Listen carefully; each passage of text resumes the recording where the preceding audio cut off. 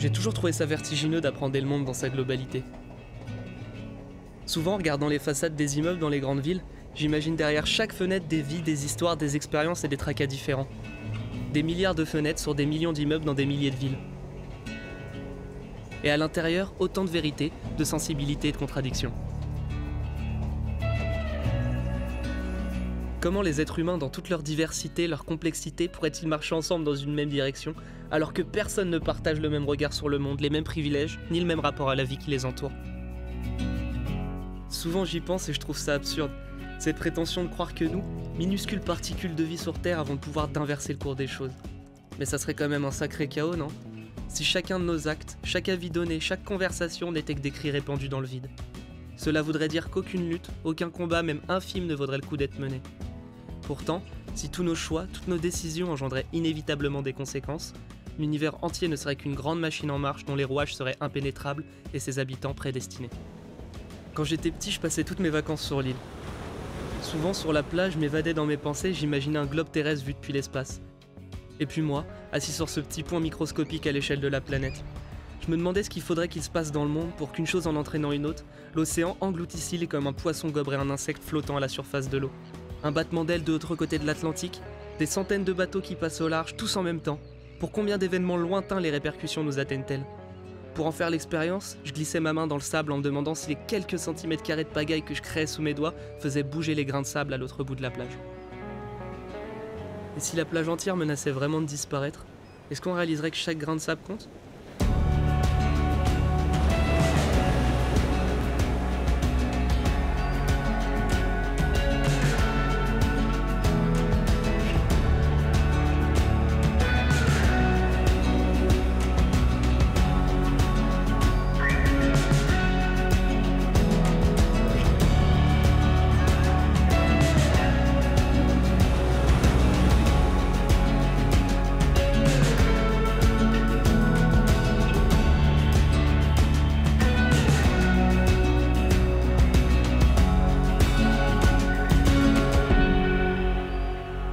En tout cas, sur l'île, s'il y a bien une personne qui se pose régulièrement ce genre de questions, c'est Elsa. Ingénieure de recherche à l'université de Nantes, elle suit au plus près l'évolution des plages qui bordent le Caillou. Le problème du recul des dunes, en fait, il n'est pas spécifique à l'île-Dieu, hein. On voit ça à plein d'endroits dans le monde.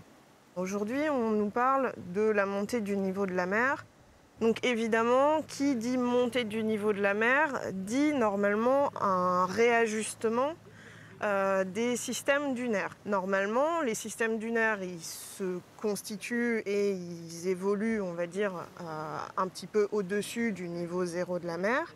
Et si ce niveau zéro de la mer monte, les systèmes dunaires, ils sont censés se déplacer et reculer en fait vers la Terre. Sauf que finalement, il y a plein d'endroits où ces systèmes dunaires, ils peuvent pas faire ça, ils peuvent plus le faire parce qu'en arrière, il y a des arbres qui ont été plantés, il y a des maisons qui ont été construites, des routes, etc.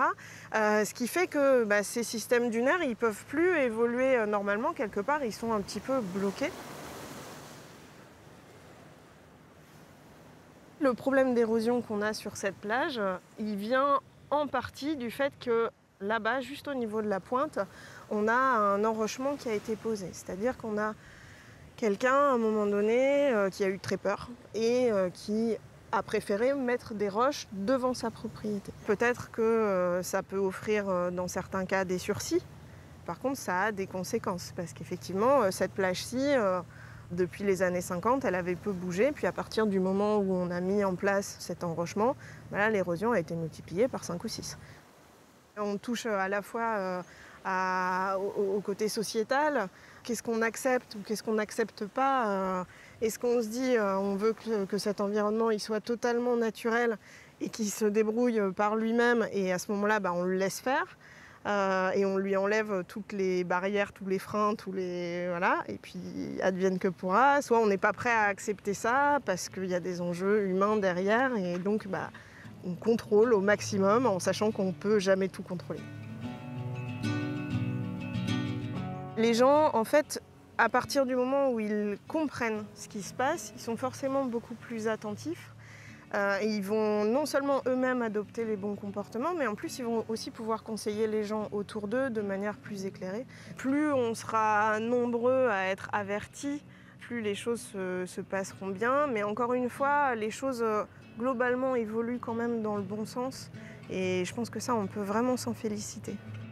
Je ne crois pas être une porte-parole. Vraiment, l'idée, c'est d'acquérir toutes ces données tous ensemble et puis de trouver les réponses tous ensemble. Et moi, je n'ai pas de réponse à apporter d'emblée toute faite. Je sais ce qui se passe ailleurs, je suis au courant, je peux apporter des éléments de réponse. Mais la majorité des choses, des réponses en termes de gestion sur l'île, en fait, il faut qu'elles viennent de l'île elle-même. Des réponses, j'en cherche plein. Le problème, c'est que chaque réponse trouvée vient avec son lot de nouvelles questions. Parfois, je me sens vraiment seul face à ça. En fait, je nous imagine tous, chaque humain, enveloppé dans une sorte de bulle, notre propre réalité. Ce que je veux dire, c'est qu'il y a le monde dont je connais l'existence, celui qu'on me raconte à travers les histoires ou dans les médias, et le mien, celui que je perçois. Pourtant, on a bien un héritage commun, et à l'échelle locale, je pense que la sensation de partager une même identité est d'autant plus forte. Je pense qu'Annabelle comprendrait où je veux en venir.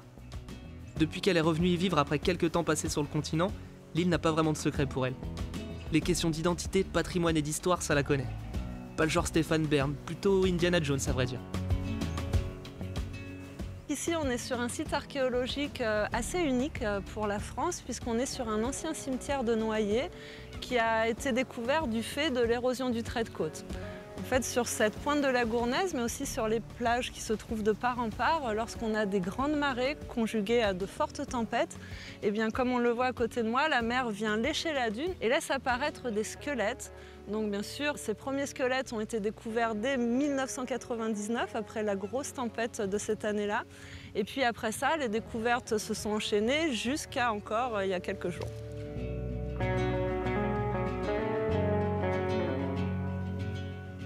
Au départ, donc, on a retrouvé vraiment ces squelettes, on s'est posé énormément de questions.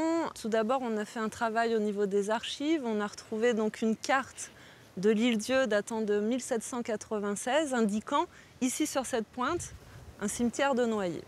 Mais rien au niveau scientifique nous attestait vraiment que ce soit vraiment des hommes noyés qu'on enterrait ici. Donc on a mené plusieurs travaux de recherche pour essayer de comprendre qu'est-ce que faisaient ces personnes dans le sable de la dune. On s'est rendu compte qu'elles étaient enterrées un petit peu à la va-vite, puisque sur les 18 squelettes au total qui ont pu être observés, eh bien, quasiment la moitié étaient enterrés sur le ventre, donc en position pas très catholique, entre guillemets. Et puis parmi ces squelettes, eh bien, on n'avait aucune femme ni aucun enfant, que des hommes d'âge mature, en âge de naviguer en tout cas, puisque le plus jeune avait 13 ans. Et puis ensuite, on a tous les âges jusqu'à plus de 50 ans.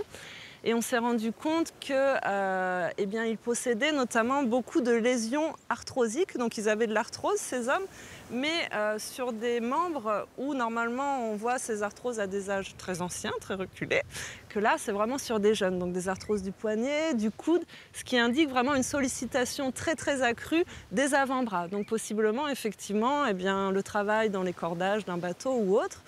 Et puis bien sûr, ces squelettes, on les a fait dater. Quand sont-ils morts?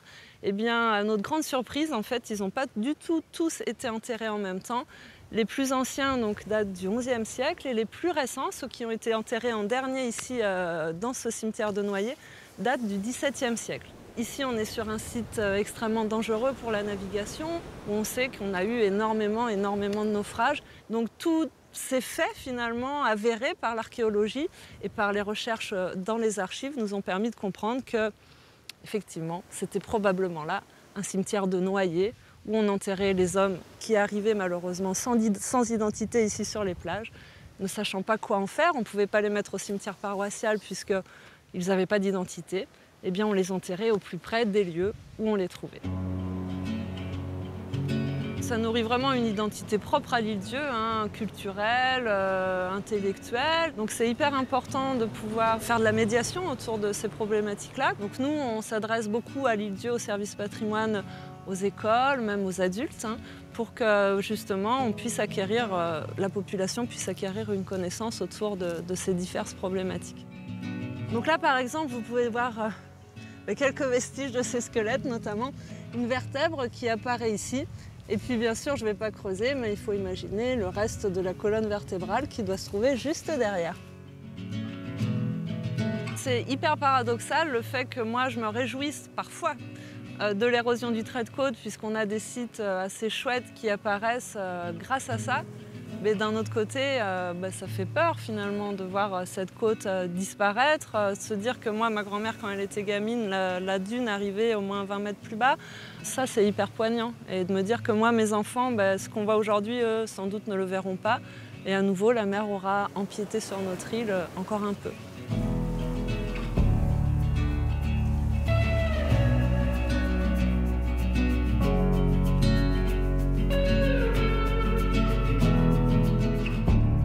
C'est Elliot. Avec Ben, ils se sont lancés dans le maraîchage il y a peu de temps. C'est un pari plutôt risqué en 2021, mais il en faut plus pour empêcher ces deux-là de vivre comme ils l'entendent. Donc là, on est sur les terrains de culture, nos premiers terrains de culture. Et là, je vais aller récolter pour le marché de tout à l'heure. Là, on a le marché dans 1 heure.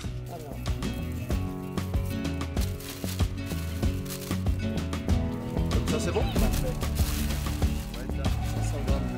Alors, à peine. On s'est rencontré avec Elliot surtout sur le jardin vivrier pour faire nos légumes à nous. Et puis de fil en aiguille, on s'est rendu compte qu'on était bien passionnés par ça et qu'on avait envie d'aller plus loin. Donc du coup, on a entamé des recherches pour trouver des terrains. On a été super aidés par la mairie, le collectif agricole, le projet Terre Fertile ici à l'Île-Dieu. Et puis on a fini par trouver 1 hectare, puis 2, puis bientôt 3. Alors, le projet Terre Fertile, c'est un projet qui a dû naître il y a maintenant 5-6 ans, je pense, avec la mairie de l'Île-Dieu, qui, à la base, essayait de trouver des terrains agricoles disponibles à l'Île-Dieu et les mettre à disposition d'agriculteurs déjà présents ou bien de porteurs de projets qui voulaient s'installer à l'Île-Dieu, parce que c'est compliqué d'avoir des terrains à l'Île-Dieu si tu ne viens pas d'ici, si tu n'as pas de la famille qui a des terrains.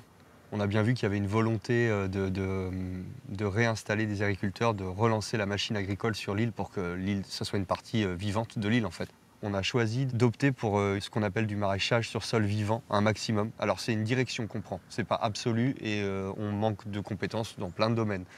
C'est juste qu'on a choisi de faire quelque chose qui est plus durable. On voit aujourd'hui, nous en tout cas, on se rend compte qu'on arrive à nos limites sur les productions agricoles à très grande échelle et on a envie de réduire ça et de faire en sorte que quand on s'en va d'ici, le sol soit meilleur que quand on est arrivé.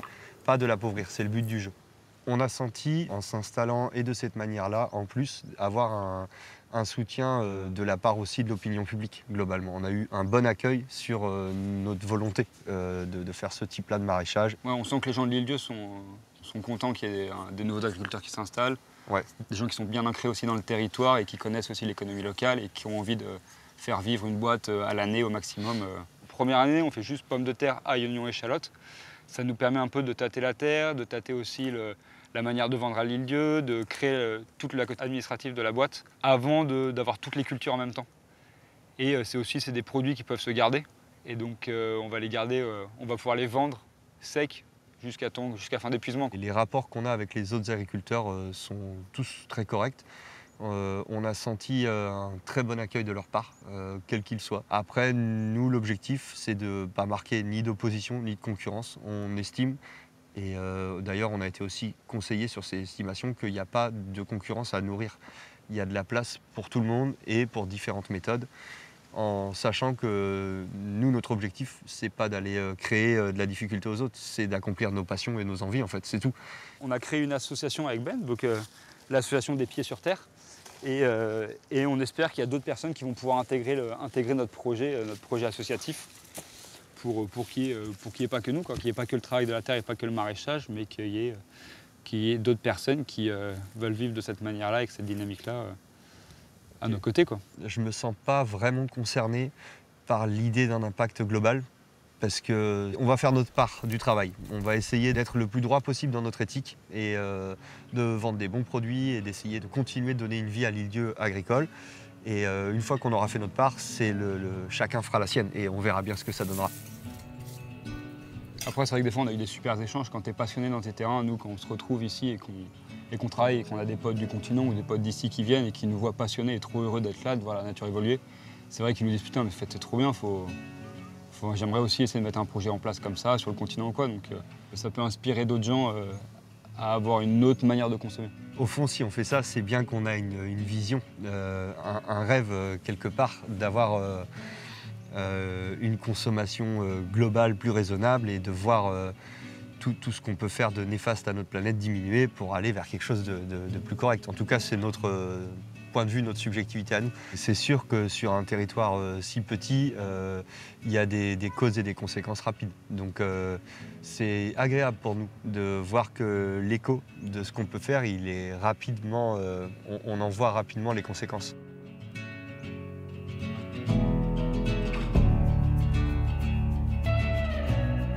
C'est vrai que depuis l'île-Dieu, le monde est petit. Et ce qui est vraiment dingue, c'est de constater tout ce qu'un si petit bout de terre peut abriter comme vie. Pour en avoir fait le tour un sacré paquet de fois, Sandrine, guide incontournable de l'île, pourrait passer des heures entières à parler de la foule d'espèces qui y trouvent refuge. L'île-Dieu, dans sa plus grande longueur, elle fait 10 km et dans sa plus grande largeur 4 km, donc c'est à peu près 23 km². Et on va dire qu'il y a à peu près 5 paysages qui la caractérisent. Alors ce qu'on voit en rouge sur la carte, c'est tout ce qui est urbanisé. On va reconnaître Port-Joinville, Saint-Sauveur, La Meule et un peu le village des Vieilles. Et puis après, on va avoir tout ce qui est jaune, qui est le début de la côte rocheuse. On va avoir une végétation assez rase, des plantes un peu grasses, parce que en fait, à cause du vent chargé d'embrun, la végétation ne peut pas trop se développer. Donc c'est pour ça qu'on ne va pas avoir des grands buissons, des grands arbres à même la falaise ou sur les dunes. Plus on s'éloigne de l'influence du vent et du sel, on va avoir plutôt les zones orangées, on va avoir ce qu'on appelle une lande mi-basse ou mi-haute, ça dépend. Et donc là, on va avoir tout ce qu'on trouve en ce moment, c'est les ronces, les pruneliers, les ajoncs, donc là plutôt des buissons. Et la grande partie verte qui est très morcelée, c'est l'ancien bocage agricole de l'île-Dieu. Sur 23 km², on a une grande mosaïque de paysages différents. La chance qu'on a aussi, c'est qu'on est séparé naturellement par l'océan. Et à l'île-Dieu, on a très peu de pollution. Et c'est pour ça que sur ce tout petit territoire qui est au carrefour de la Bretagne et de l'Aquitaine, en plus d'un climat assez favorable, eh bien, on peut trouver par exemple 760 espèces de plantes. C'est 1/6 de la flore nationale. Et pareil pour les oiseaux, eh bien, il y a 500 espèces à peu près qui ont été répertoriées en France. Sur l'île-Dieu, on en a déjà vu 320 espèces. Et j'ai eu la chance, il y a quelques années, d'observer certains oiseaux du côté de la côte nord-ouest. C'était le 5 août 2015, parce que je m'en souviendrai tout le temps.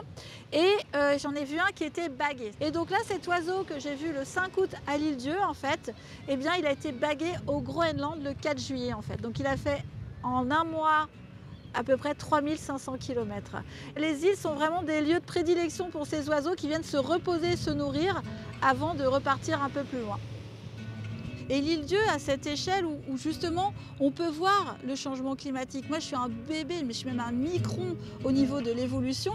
Et déjà depuis quelques années, on voit la côte qui s'abîme, l'érosion des côtes, on le voit à notre échelle. Et l'île-Dieu, c'est un endroit où déjà il y a beaucoup de monde qui vient aussi. Et donc ça permet de diffuser le message. J'avoue que je suis assez optimiste, mais des fois je me retrouve très démunie.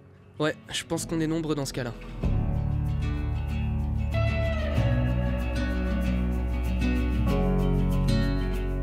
Quand ils se déplacent en banc, les poissons se protègent mutuellement des dangers extérieurs. Ils forment une masse uniforme et ondulent dans un mouvement si fluide qu'il semble minutieusement étudié. Pourtant, aucun leader ne dirige ces changements de direction. Chaque individu réagit au mouvement de ses 7 voisins et peut donc initier un mouvement qui se propage comme une onde au sein du groupe. Eric fait partie des derniers pêcheurs sur l'île.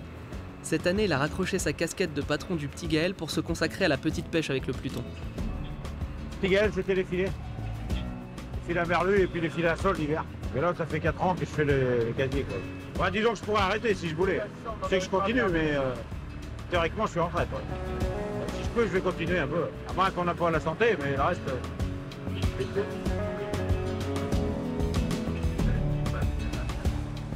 On est rendu. On n'est pas loin, tu vois. Aujourd'hui, il ne reste qu'une vingtaine de bateaux dans le port. Autrefois, les marins pouvaient partir en mer pendant des mois. Maintenant, c'est de plus en plus rare. On ne fait pas plus de 10 jours. Hein. Et encore, c'est 3 jours en mer, ils rentrent, ils débarquent le poisson, ils retournent, quoi. Et quand j'ai commencé, il y avait plus de 100 bateaux. Hein. Il y en a 10 grands et 12 petits, une vingtaine, 22. Ouais, ça s'est fait assez rapidement là, depuis 10 ans. Là. La raison, c'est que les gars ne veulent plus aller au large, quoi. Parce qu'on a eu des jeunes jusqu'à 18 ans, impeccables, à fond. Ils rencontrent une gonzesse, ça commence à l'accrocher un peu pour qu'il s'en aille moins longtemps, et puis après c'est fini.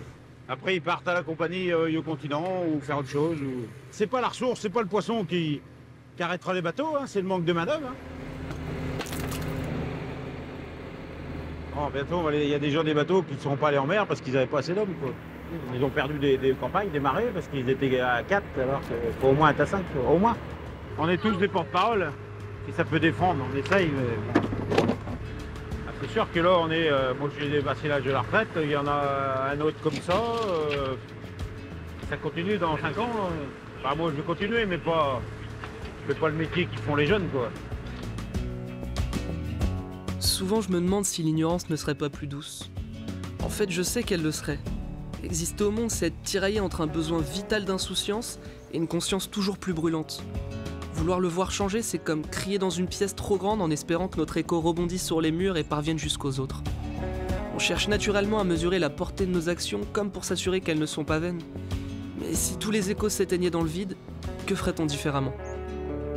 Quand je quitterais l'île pour retrouver la frénésie de la ville, j'oublierais la colère, la peur et l'incertitude. Je me nourrirais de cette légèreté et je reprendrais mon souffle en attendant la prochaine vague. Et un matin, je repenserai à la plage, au vent violent de la côte et à moi, allongé sur ce minuscule caillou, à me demander si les grains de sable bougent quelques mètres plus loin.